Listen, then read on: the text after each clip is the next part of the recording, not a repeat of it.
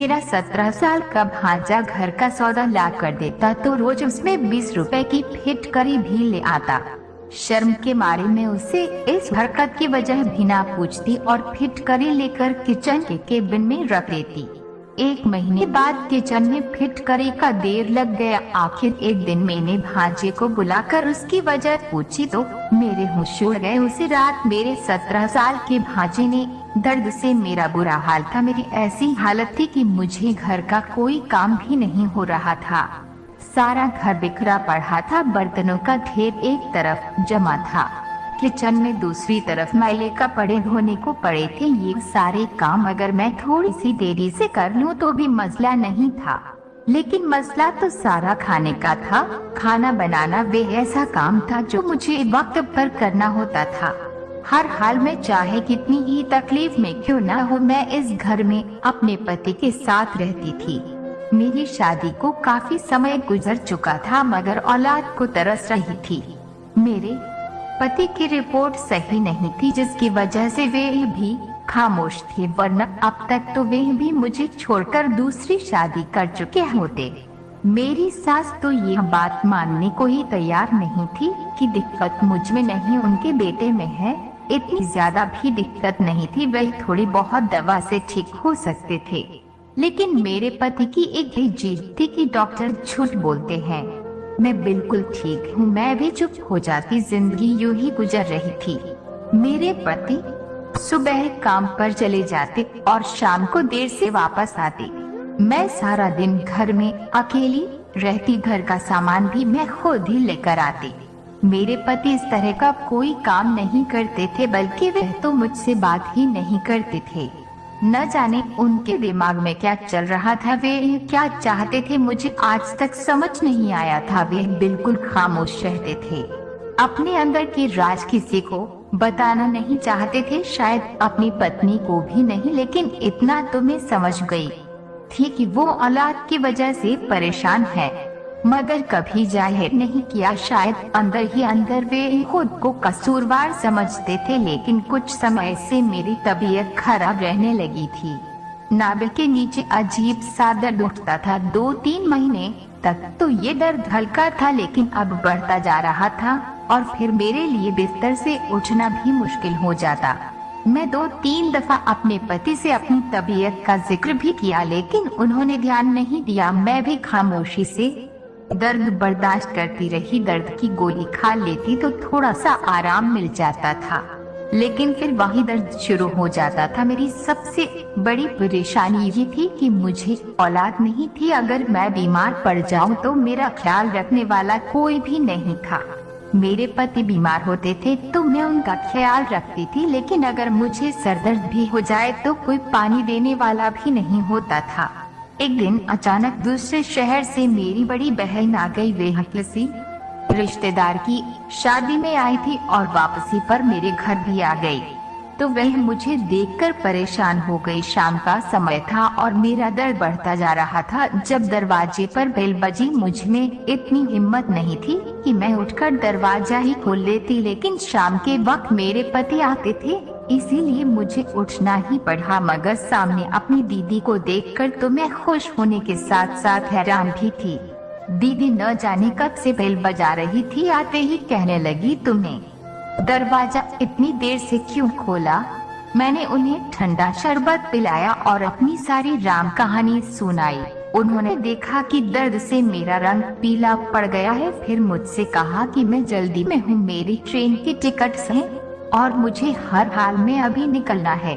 पीछे मेरा घर, मेरा पति और मेरे बच्चे न होते तो मैं जरूर तुम्हारे पास रुक जाती और तुम्हें डॉक्टर के पास ले जाती, लेकिन मैं भी मजबूर हूँ, नहीं रुक सकती। दीदी ने ऐसा कहा और फिर उन्हें एक ख्याल आया, उनके साथ उनका 17 साल का बेटा सुमित भी था।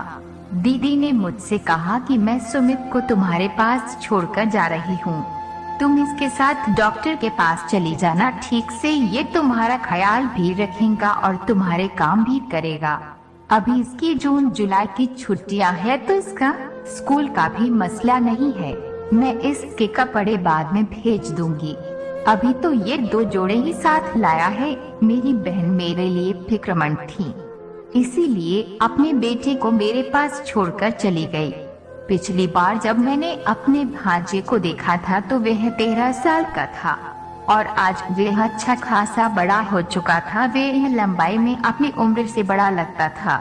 यही नहीं बल्कि वह बहुत समझदार भी हो चुका था, लेकिन वह हमसे ज्यादा घुला मिला हुआ नहीं था क्योंकि दीदी दूसरे शहर थी और वह दूर। यहाँ हम सब अपने मसलों में उलझे होते थे, आने जाने का वक्त ही नहीं मिल पाता था। खैर सुमित ने मेरे घर रहना शुरू कर दिया और दीदी के कहने पर वे मुझे डॉक्टर के पास लेकर गया। जाने को तो मैं खुद भी जा सकती थी, लेकिन अकेले जाने से मुझे डर लगता था। मेरा घर बस्ती से थोड़ा सा दूर था, इसलिए आने जाने में मैं काफी वक्त लगता था। मैं दोपहर में सुमित के साथ रिक्शे में बैठकर चली गई। कोई 35 मिनट का सफर तय करने के बाद अस्पताल आ गया। काफी देर के बाद मेरा नंबर आया तो मैं सुमित के साथ ही डॉक्टर के पास अंदर चली गई। डॉक्टर साहिबा ने सुमित को एक तरफ बैठने को कहा। वह चुपचाप दूर बैठ गया। डॉक्टर ने मेरा अल्ट्रासाउंड किया और एक अजीब सी बीमारी बताई। डॉक्टर ने कहा कि ये ऐसी बीमारी है जो बढ़ती उम्र के साथ औरत को लग जाती है। 100 में से 10 औरतों को यह बीमारी होती है। इस बीमारी में 2 तरह की तकलीफ होती है। एक तो इसमें औलाद का होना बहुत मुश्किल है, दूसरा दर्द बहुत होता है। ये बीमारी को एंडोमेट्रियोसिस कहते हैं। अगर औरत को पहले से औलाद होती है तो फिर वह अपनी बच्चेदानी निकलवा कर इस तकलीफ से जान छुड़ा लेती है, लेकिन अगर औलाद नहीं है तो फिर औरत के लिए बहुत ही बड़ी दिक्कत हो जाती है। या तो औरत गोलियां इस्तेमाल करे, लेकिन इन गोलियों से औलाद होने के चांस दिन बाद दिन कम होते चले जाते हैं और औरत के लिए ऑपरेशन आखिरी हल होता है, लेकिन इसमें पैसे ज्यादा लगते हैं। ऑपरेशन के जरिए हम सफाई करते हैं और औरत इस तकलीफ से आजाद हो जाती है। क्योंकि आपको औलाद नहीं है, इसीलिए मैं आपको गोलियों का मशवरा नहीं दूंगी, ऑपरेशन का दूंगी, जिसके लिए आप 1 लाख रुपए जमा करवा दे। ऑपरेशन के बाद आपके इस दर्द से जान छूट जाएगी और भगवान ने चाहा तो औलाद भी हो जाएगी। 1 लाख रुपए का सुनकर मुझे तो साफ ही सूख गया। इस महंगाई के दौर में अपना पेट भरना ही मुश्किल हो रहा था, तो मैं 1 लाख का बंदोबस्त कहाँ से करती। मैं बिना कुछ कहे खामोशी से उठकर वहाँ से चली आई। सारे रास्ते गर्मी की तपिश और टेंशन के दबाव की वजह से मेरी हालत और खराब होती गई। शाम को हम घर पहुँचे तो मैं बहुत ज्यादा उदास थी। दर्द भी बेहद बढ़ गया था। अभी सुमित ने मेरी हालत देखी तो मुझसे कहा कि आप आराम करें, मैं आपको दवाई देता हूँ। सुमित ने मुझे दर्द की गोली और पानी दिया। मैं लेट गई, लेकिन मेरे दिमाग में यही था कि खाना बनाना है, घर के काफी काम है। मैं दर्द में भी आराम नहीं कर पा रही थी। शाम की चाय भी बनानी थी।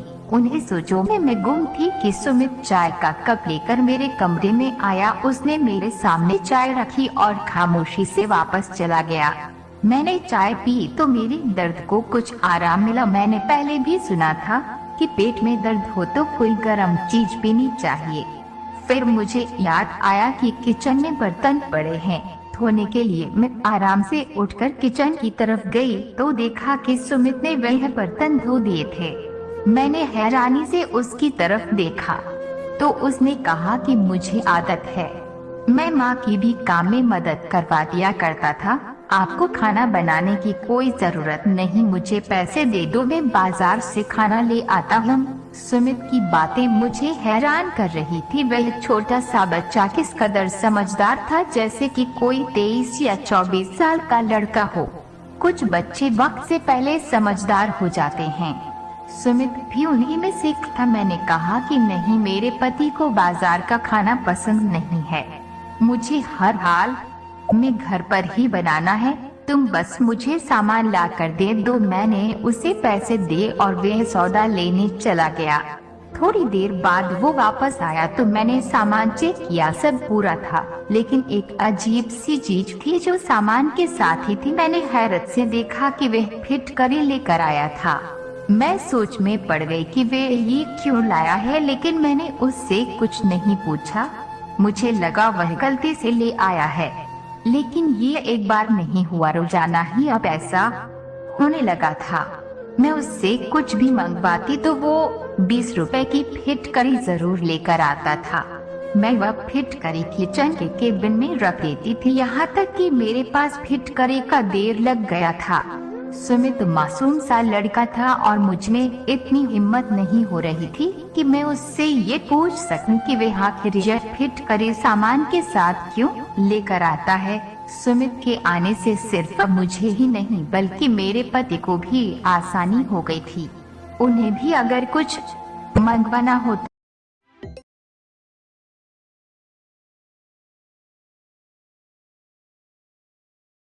तो वह सुमित को भेज देते थे, वरना पहले तो वे ऑफिस से थके हुए आते थे और कोई काम आ जाता तो उन्हें खुद ही दुकान पर जाना होता था, जो कि उनके लिए बहुत ही बड़ी मुश्किल का काम था।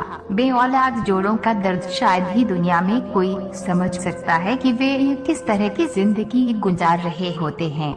मेरे पति में तो कोई कमी थी, लेकिन अब मेरे अंदर भी तरह तरह की बीमारियां पैदा हो गई थी और मेरे पास ऑपरेशन के लिए पैसे नहीं थे और गोलियां मैं खाना नहीं चाहती थी। जहां सुमित ने हम दोनों पति पत्नी के लिए इतनी सारी आसानी कर दी थी, वहां पर एक बहुत बड़ा मसला भी मेरे लिए खड़ा कर दिया था और वह मसला था फिटकरी का मसला। मैंने सुना था कि फिटकरी को औरतों की काफी बीमारियों के लिए इस्तेमाल किया जाता है। इसी वजह से मैं शर्म के मारे अपने भांजे से पूछ नहीं पा रही थी कि वह फिटकरी क्यों लेकर आता है।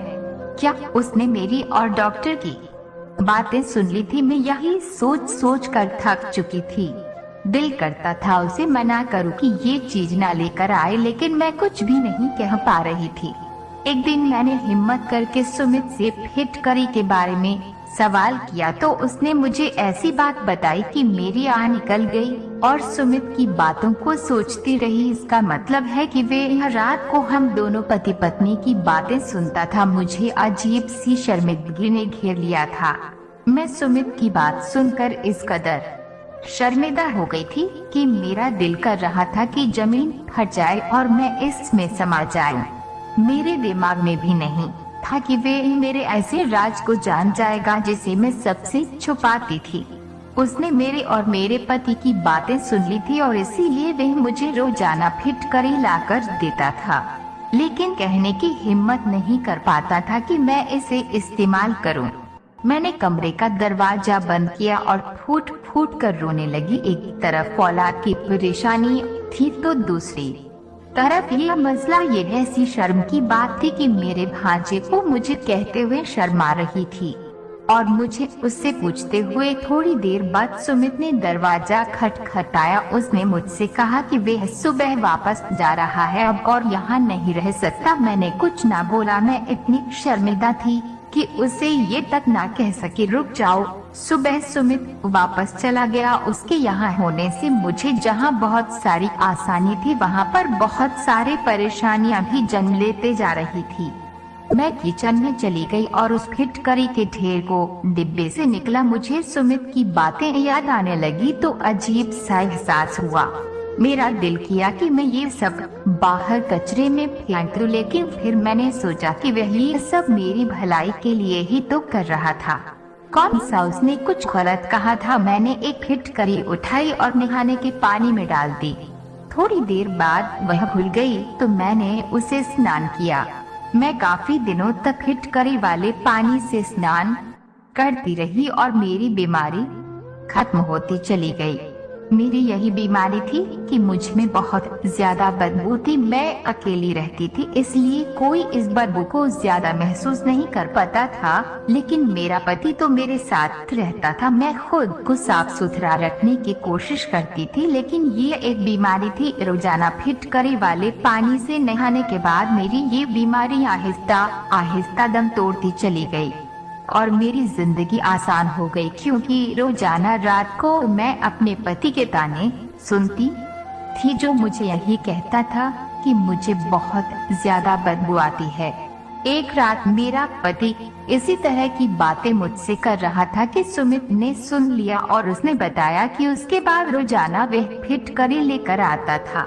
ताकि मैं उसे नहाकर इस बीमारी से जान छुड़ा सकूं। सुमित ने बताया कि ये बीमारी उसके एक दोस्त को भी थी और रोजाना नहाने के बावजूद भी इसकी बदबू नहीं जाती थी और उसकी जिंदगी तबाह होकर रह गई थी। वह दोस्तों में बैठने के काबिल नहीं रहा था। हम सब भी उससे दूर ही रहते थे। इसकी बदबू की वजह से फिर किसी वैद्य ने मेरे दोस्त को फिटकरी वाले पानी से नहाने का मशवरा दिया। जैसे ही मेरे दोस्त ने फिटकरी वाले पानी से नहाना शुरू किया तो उसकी ये बीमारी खत्म हो गई। मैंने महसूस किया है कि मेरे पति की बदबू वाली शिकायत खत्म हो गई थी। मैं हैरान थी कि कैसे वो मेरा मसला समझ गया और उसने मेरी मदद किया, वरना मुझे तो महसूस हो रहा था कि मेरी औरतों वाली बीमारी के बारे में उसे खबर हो गई है और इसीलिए वह फिटकरी लेकर आता है। इसी शर्मिंदगी की वजह से मैं उससे सवाल तक नहीं कर पा रही थी, लेकिन सुमित के चले जाने के बाद मुझे ऐसा महसूस हुआ कि जिंदगी में औलाद का होना कितना जरूरी है और औलाद के बगैर जिंदगी कितनी मुश्किल होकर रह जाती है।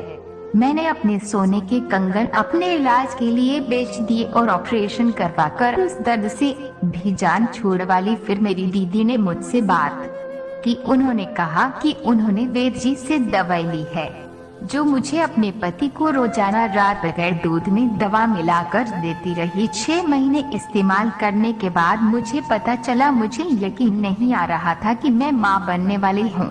मसला इतना बड़ा नहीं था, सिर्फ मेरे पति को थोड़ा सा इलाज करवाना था, सिर्फ जिसके लिए वह तैयार नहीं हो रहे थे। लेकिन ईश्वर ने मेरी झोली भर दी थी और मुझे बेटा दे दिया। मेरे पति ने मुझसे कहा कि वह समझ गए थे कि मैं उन्हें दूध में दवा मिला कर देती हूँ। उन्होंने वह दवा देख ली थी, इसलिए खामोशी से लेते रहे, क्योंकि सुमित के जाने के बाद उन्हें भी एहसास हो गया था कि औलाद के बगैर इंसान की कोई जिंदगी नहीं और औलाद कितनी जरूरी है जिंदगी के लिए। मेरे पति ने कहा कि वो अपनी मर्जी और खुशी से दवा लेते रहे, क्योंकि उन्हें भी औलाद चाहिए थी। आशा करती हूँ ये कहानी आपको पसंद आई होगी। इस कहानी पर आपकी क्या राय है, हमें कमेंट करके जरूर बताएं। कहानी पसंद आई हो तो लाइक और शेयर जरूर करें और अगर चैनल पर नए हो तो चैनल को सब्सक्राइब जरूर करें। कहानी सुनाने के लिए आपका बहुत बहुत धन्यवाद।